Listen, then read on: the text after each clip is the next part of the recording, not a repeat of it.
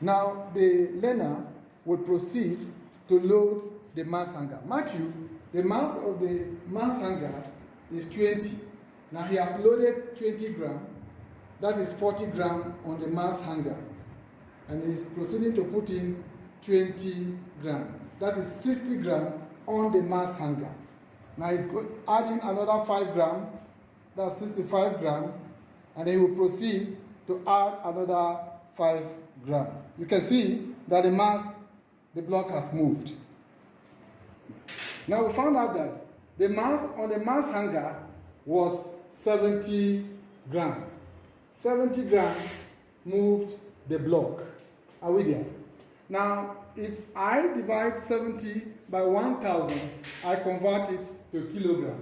Then I multiply it by 10. I will proceed to get a force of 0.70 Newton. All right? Then we will now proceed again to load the block.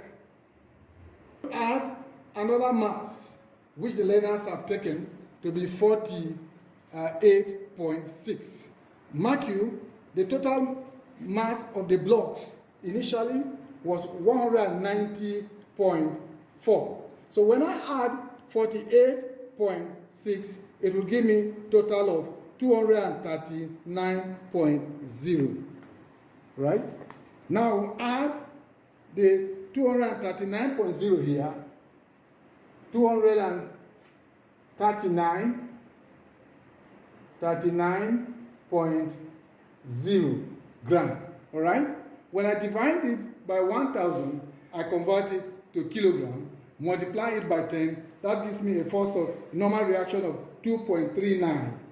2.39. There's a total of 239.0 gram on top of this. Now the learner will proceed to load the mass hanger.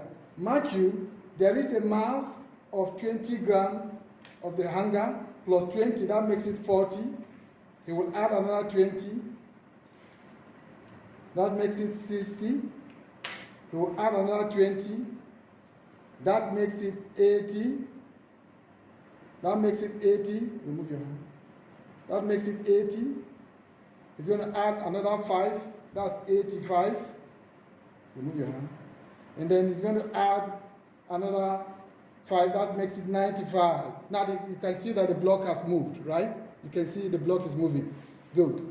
Now, the mass of 95 gram moved the block of 239.0. Now, if I divide this by 1,000 and then I convert it to kilogram, multiply it by 10, I'll get 0.95 Newton. Are we there? All right? So we'll now proceed to load our final block. Now, there was a mass of 239.0 gram on top of this mass. Now, the learners have taken this mass, the final mass, to be 52.5. So we're going to place it on top of this block. That will bring our total mass of the block to 291.5. Let us input it into our data.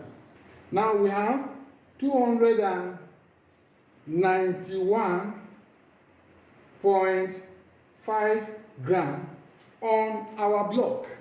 Now, if we divide this by 1,000 in order to convert it to kilogram and then multiply it by 10, we get 2.92 Newton. Now we'll proceed to the experiment to see what mass on the hanger will move this amount of block. Now mark you, there is a load of 291.5 gram on top of this. Now the student, the learner, will proceed to load the hanger. Now he has loaded with 20 gram, that is altogether 40 gram on the hanger. The block has not moved. 60 gram on the hanger, the block has not moved. 80 gram on the hanger, the block has not moved. 100 gram on the hanger, the block has not moved. The student would put in, that's 120. Release your hand, release your hand. The hanger has not moved. 125, the hanger has not moved. And now he put in 130, and the hanger has moved. Thank you very much, thank you very much. Now, the mass on the hanger that moved the block was 130 grams, all right? If I divide this by 1,000 to convert it to kilogram and multiply it by 10, I'll get 1.30 Newton, all right? I just would like you to take a little glance on the table before we proceed to plot our graph. Now we are on 5. They said plot a graph of the frictional force, that's Fn, right, on the vertical axis against the normal reaction force, Rn, on the horizontal axis. Are we there? Now, the force Fn has been plotted on the vertical axis, and then the normal reaction, Rn, right, has been plotted on the horizontal axis. Now, I showed you how to calculate slopes when we're dealing with graphs. y2 minus y1 all over x2 minus x1. Our y2 is 1.3, our y1 is 0.70, divided by our s2, which is 2.92, minus our x1, which is 1.90. That gave us 0.59, approximately 0.6. Now they said determine the slope. That's, we've been able to get the slope as 0.6. What does the slope represent? Now mark you, when we are treating friction equations, we have F is equal to what? Mu Rn, all right? Our mu is equal to what? F all over the normal reaction. So we've been able to plot F in newtons over our normal reaction in newtons. Now, mu is the what? Coefficient of friction. It is a ratio, so it has no units. Now, the average coefficient of friction for wood varies significantly depending on the specific wood type, the other surface it contacts, and its condition. That is whether it is dry, wet, or greasy.